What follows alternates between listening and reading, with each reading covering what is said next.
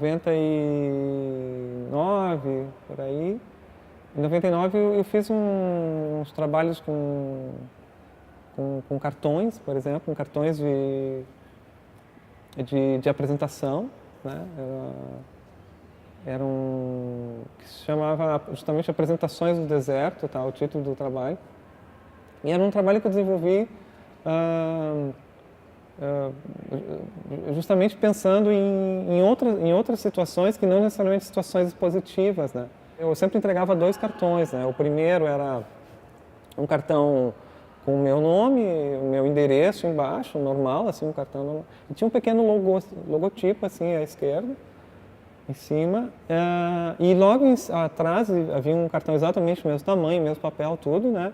Que mantinha esse pequeno logozinho em cima, mas todas as outras informações desapareciam, né? Desaparecia o meu nome e o meu endereço, e no lugar do endereço vinha o nome de um deserto.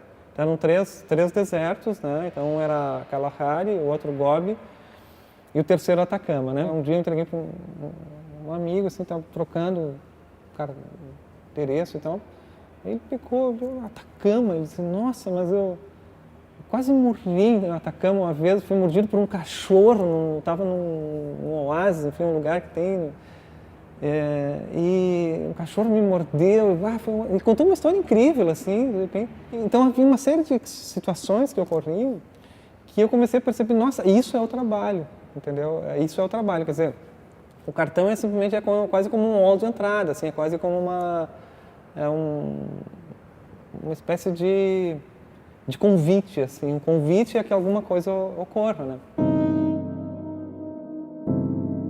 Tem trabalhos aqui que eu trouxe que já tem mais de 20 anos, assim, né? Então tem alguns trabalhos que acho que o trabalho mais antigo é de 1990, e tem um que a gente fez hoje pela manhã que é de 2012, assim. Então tem trabalhos ao longo de, digamos, de 22 anos, digamos, né?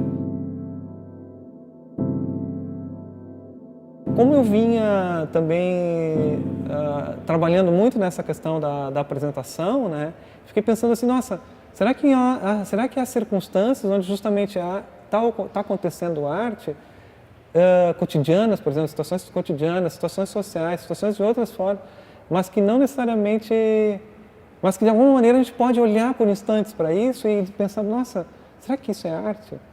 E aí eu pensei em um projeto que era assim, era fazer uma troca entre os dois lados da fronteira, algum tipo de troca, né? 2 professores de uma escola no Uruguai, uma escola em Rivera, né, e uma escola em Livramento.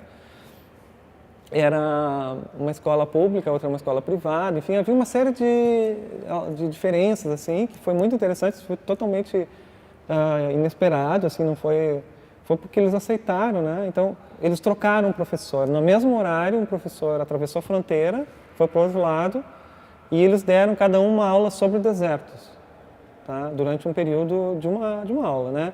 O assunto não era parte do currículo, tá? Era uma 8ª série, o equivalente do outro lado, tá? Uma das questões que eu tinha proposto era que eles mantivessem a sua língua de origem, né? Então, o professor brasileiro falou em português, né? E o professor uruguaio falava em espanhol, enfim. Isso não é um problema porque, como é fronteira, é simbólico, na realidade, porque eles entendem perfeitamente.